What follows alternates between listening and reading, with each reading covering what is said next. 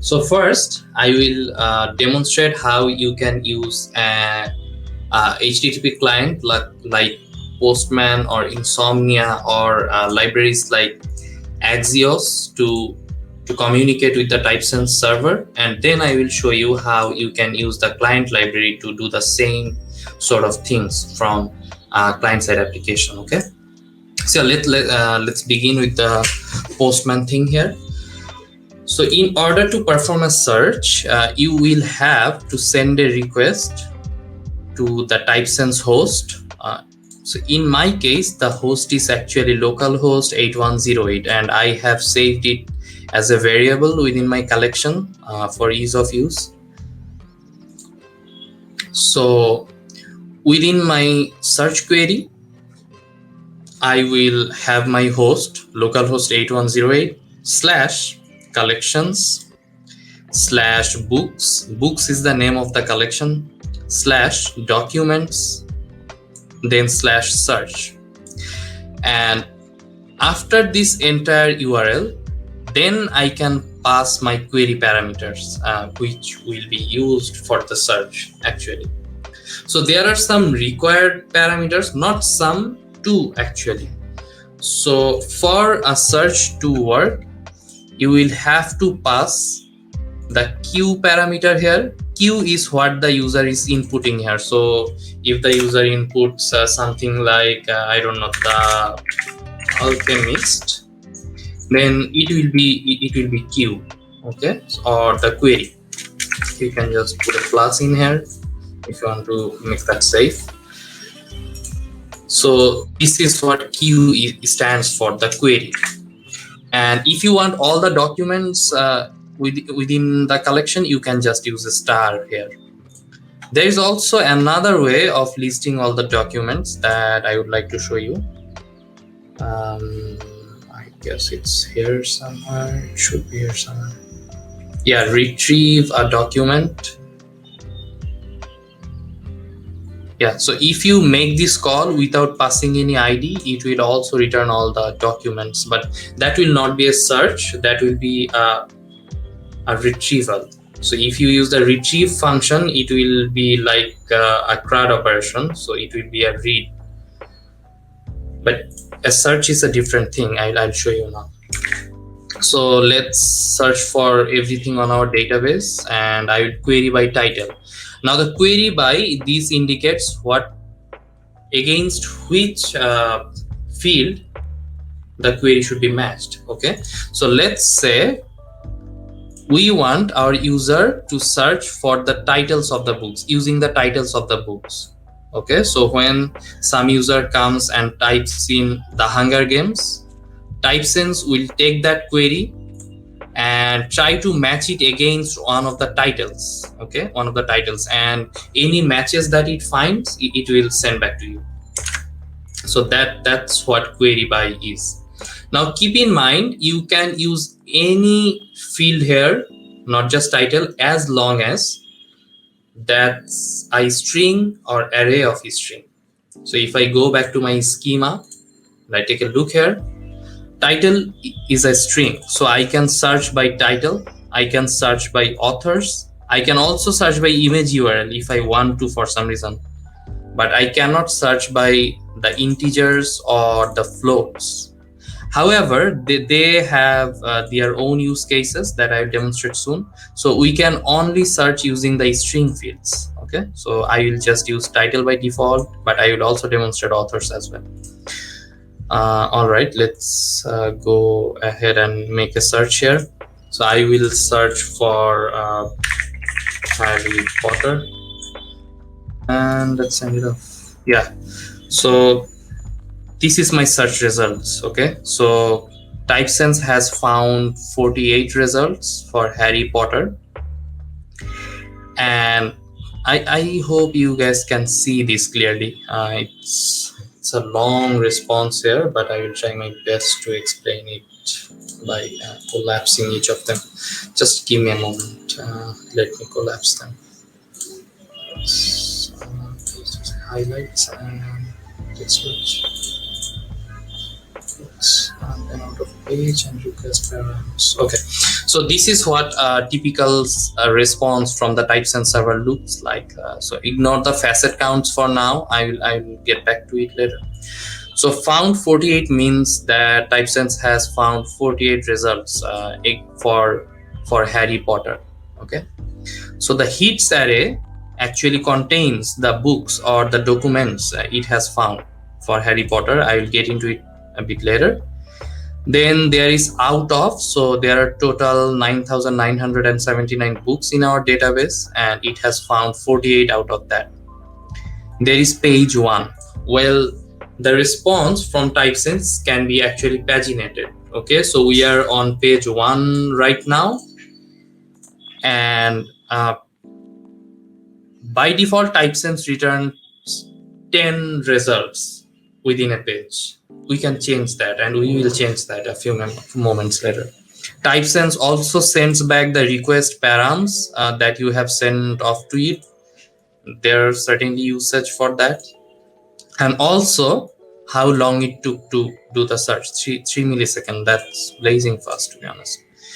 Now let's get into the hits array. This is the interesting thing. So we have an array of objects. As you can see, this is an object, this is another object, and then another object. So each of these object is a hit or a book that Typesense has found on the server.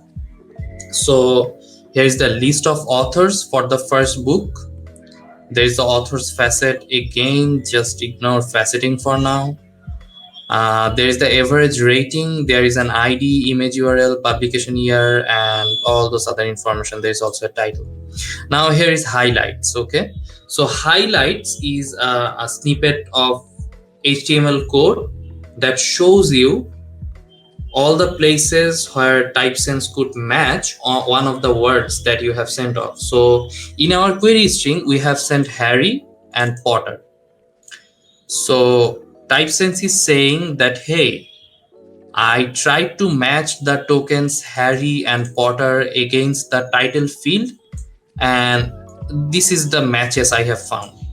So you can actually show this on your user interface to kind of give some context to the users.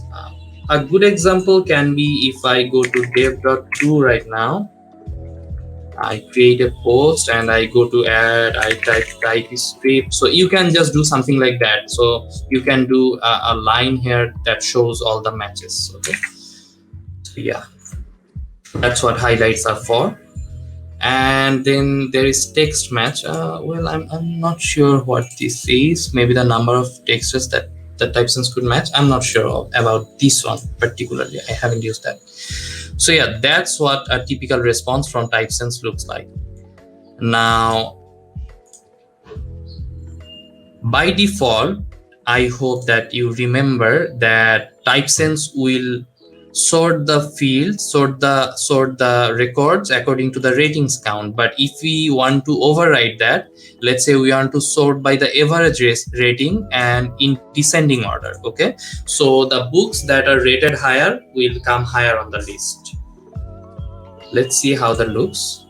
Yeah, another search here. So as you can see, the first book is rated 4.74. Next one is 4.73, 4.66. You get the idea. Next is per page.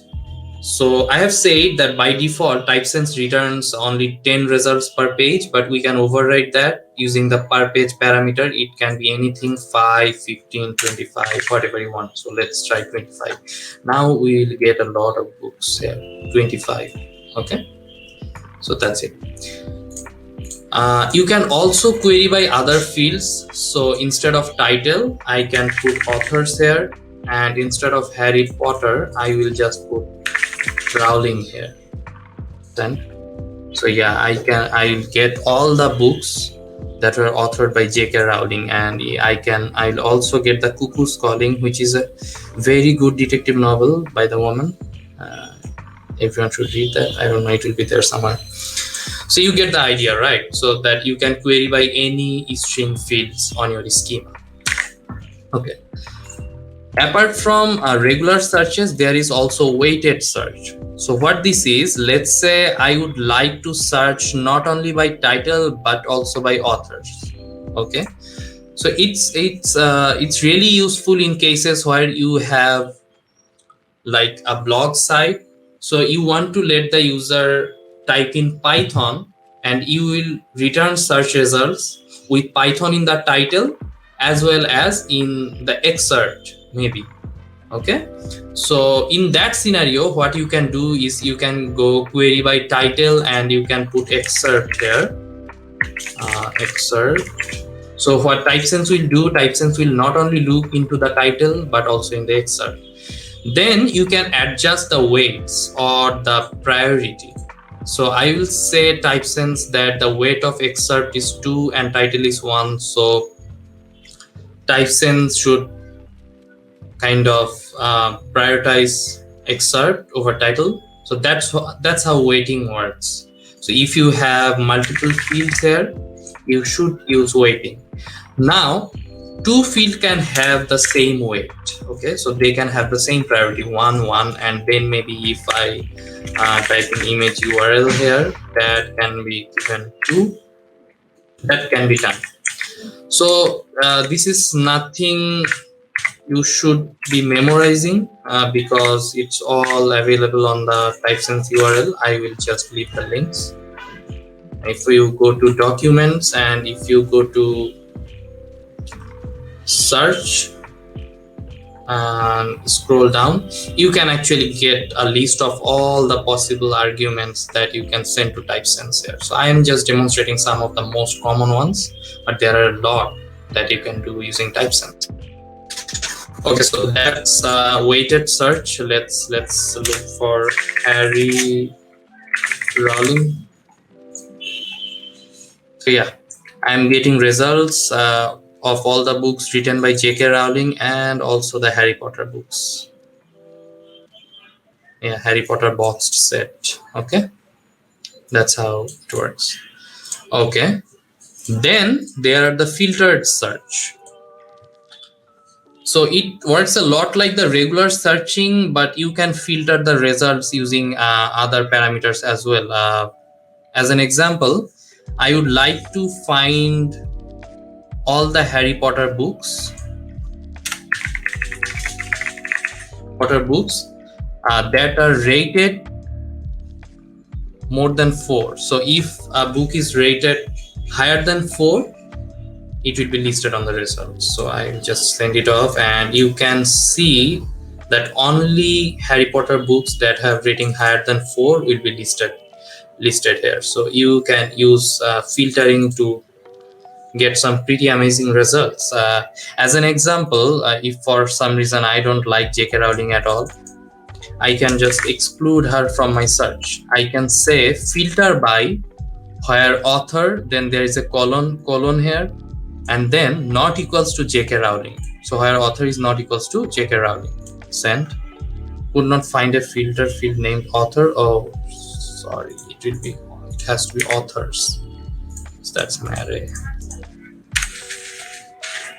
Sorry for that. Yeah. So I'll get no J.K. Rowling books at all. Okay, I'll get other authors only.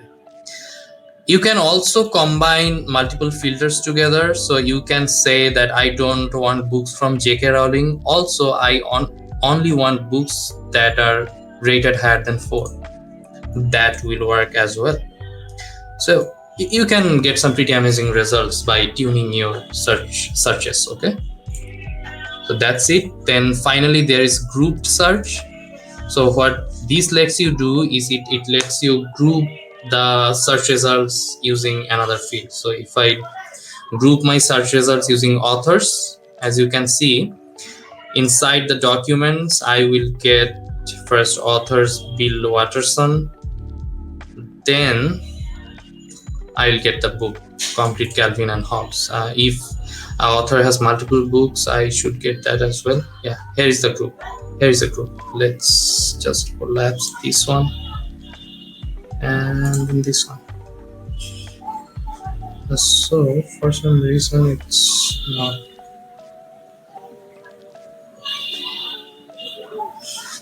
Yeah, here is a group. Here is the group key, J.K. Rowling and Mary Granby and all of their books. Okay, so this is an entire group of results. Okay, that's how grouping works, and you can use that as well in your searches. Finally, there is faceted search. I will come back to it later.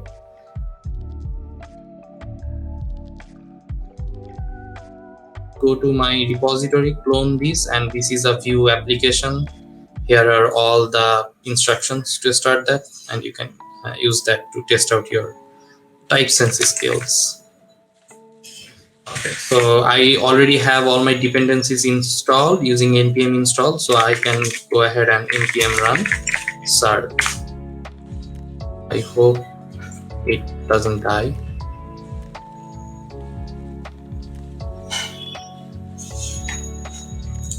It doesn't take this long.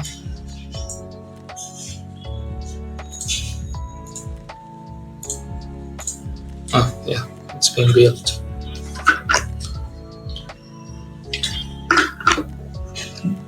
Maybe npm was just checking for updates. So yeah, this is my simple search UI. You can type in your search queries here. You can change the query by field. By default, it's title and authors. You can change the sort by fields, year descending, year ascending, average rating descending, and average rating ascending. And then you can change the items per page. Right now it shows found nothing because I have cleared out my search method here. Right now it's not performing any search at all.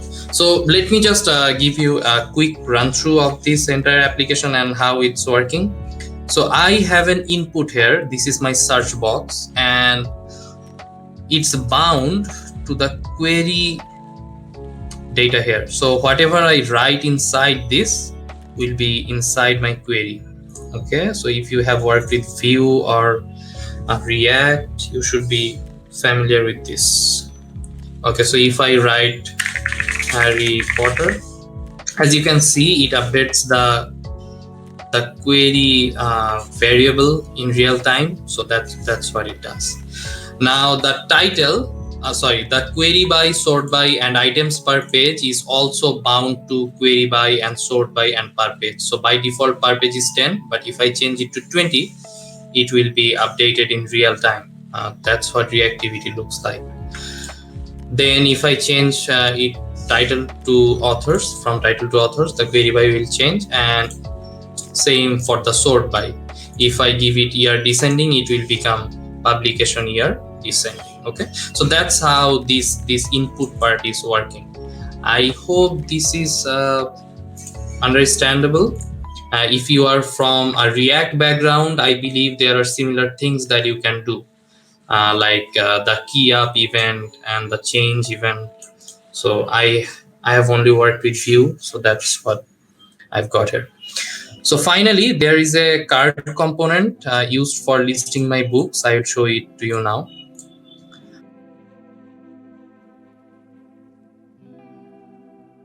Let's just write the code for our search function here. Okay, it's just, I guess, 5 lines of code, enough for your searching to work. Okay, so first we'll take a constant called search params. It will be an object. So these search params will contain all the information we are sending as query parameter here. Okay, so we will just put it inside this search params thing. So the first thing I hope you remember is Q, and Q will be whatever the user types as the query. So I will give it this dot query. But just in case if the user hasn't typed anything, then I will default it to a star. Okay, so if JavaScript sees that the query is empty, it will just put a star there. Okay, so the next one is query by. I will just copy and paste them. This dot query by, and if for some reason it's not selected here, I will just default it to title. Now I am defaulting these two fields only because they are required by Typesense. Otherwise, Typesense will be angry at us. Then I have sort by, and it's is dot sort by. I'll leave it as it is, and then per page, this dot per page. Okay, so that's our search parameter, and then I have the Typesense client already defined in a typesense.js file, and I have also exported it already. So I can just import it here. Import client from Typesense, and just like you did in the indexer file, you can use this client to perform your searches. So I will just type. It's already an async function, so I will just call await client dot collections, and I will give it the name of the collections, books. Then I will call documents. Finally, search. So the search function here takes either regex string, or I'll just pass the search params here. So search params. Now I will save these search results in a constant search results. Okay, and let's see how it looks. Console.log search. Thank you. Let's see if it works, or I have made some typo. So as you can see in the console, we have the search results, the same stuff that we were getting in here. The same stuff actually, just in the form of a JavaScript object. So the most important or the most interesting part in this entire object is the hits array, because this contains all the documents that Typesense has found. Now you may ask that I haven't typed anything at all, so Typesense should have returned all the 10,000 book to me, but I have already said that Typesense only returns 10 results per page by default. So I can change it to 25, and suddenly I will be getting a lot more books. See, array 25 and array 10. Array 10, so that's how it works. So now all I have to do is update the books array here with the hits I have got from Typesense. Okay, so if I do things like this dot, let's leave the console there. This dot books equals to search results dot hits, and voila, we are getting our pretty search results. So now I can type here Harry Potter, and I can see my results instantaneously. I can sort them by I don't know, average rating descending.